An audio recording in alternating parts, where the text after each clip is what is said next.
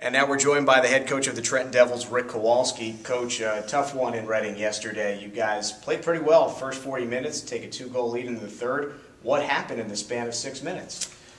Well, it's been a bit of a problem for us all year. We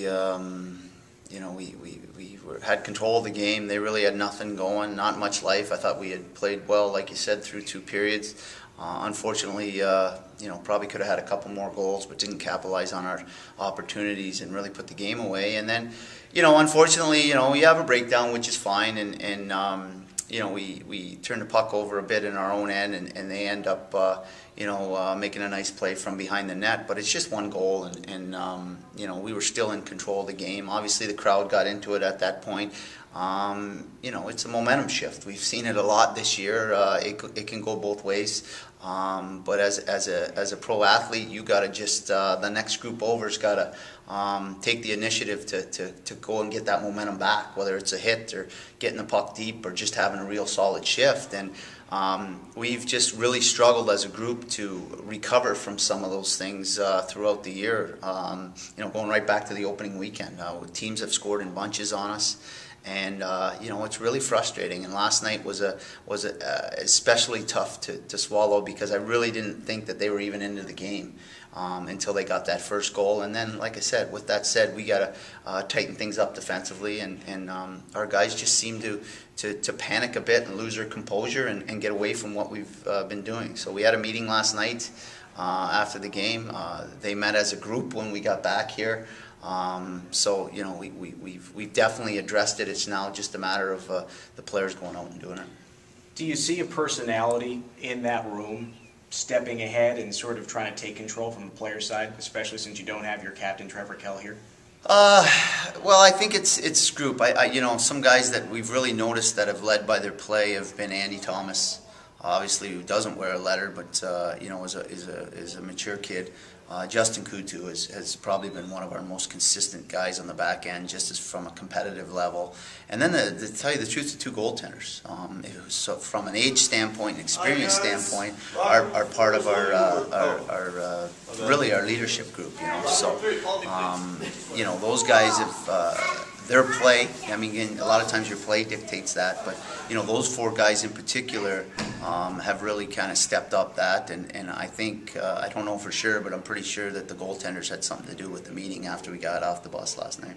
As you get back in the arena today and you look at the same opponent tonight, what does that do? Is there that much more intensity going into this game, recognizing what happened in yesterday's third period? Well, I think, we talked about at the beginning of the year being a tough team to play against after a loss, whether it's a tough loss like that or whether it's a 4-1 loss in Elmira or it's an overtime loss. You shouldn't accept losing on any grounds and come out the next night with that with a little extra jump in your step and be a little ticked off that you didn't get 2 points the night before. The fact that we're able to do that back at home, coupled with the fact that we're heading on a real tough 4-game road trip for 8 days, there's a lot of incentives tonight as far as why this team should really come out with lots of jump and lots of life. And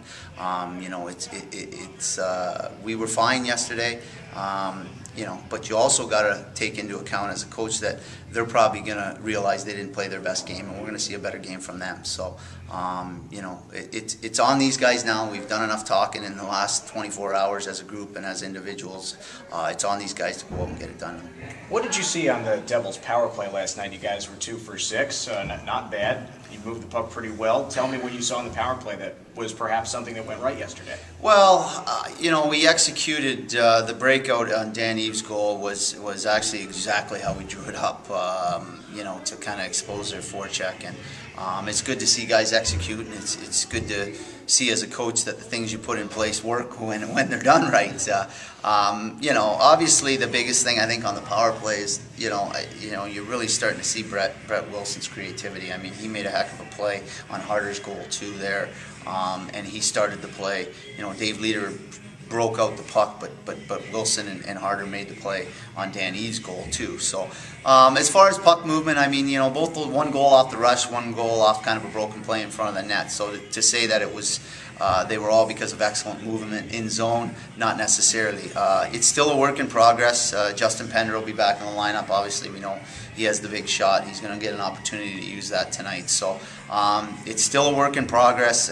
Again, it's just a matter of guys keeping it simple and getting traffic to the net and finding the rebounds and bearing down on their chances. We talked about Pender working with Jacques Laperriere last week or so, and now that he comes back into the lineup, what does that do? What does he work with specifically with Jacques, and something that you hope to see tonight? Well, again, Jacques' been in the game and was a defenseman and has coached obviously in the NHL, 25 years. He has a lot of little tips and pointers and obviously drills, great for individuals or small groups. He really likes working with 4 or 5 defensemen or 2-3 defensemen. And, the biggest thing with Pender, I think, was conditioning and just getting him to realize that he's got to move his feet and play. Once the puck's been moved, he's got to still move his feet and get into position or follow the play up or react to the rush a little bit better. Obviously, we know he has a shot, but if he doesn't get in a position to get it away, it's not going to be too good for anything. So, he's lost some weight this week.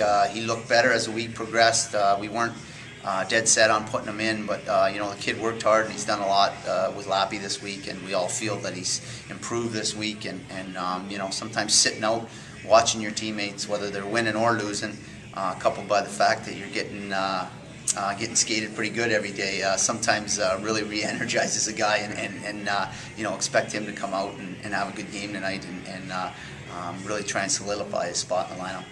As he comes back, how does that affect the defensive pairings and, guys at the blue line try to get some familiarity with each other? How does that things change now? Well, we're just going to see for now. We're going to, we dressed 7D. We tried Burnett up front last night and that didn't really go too well. As a coach, you got to have confidence in guys. We will try and work 7D in tonight, and if we see 6 that we really like and I think are playing well, then we might sit a guy down or try another guy up front. Again, we got 9 forwards. We have a full roster, but positionally we don't have a full roster.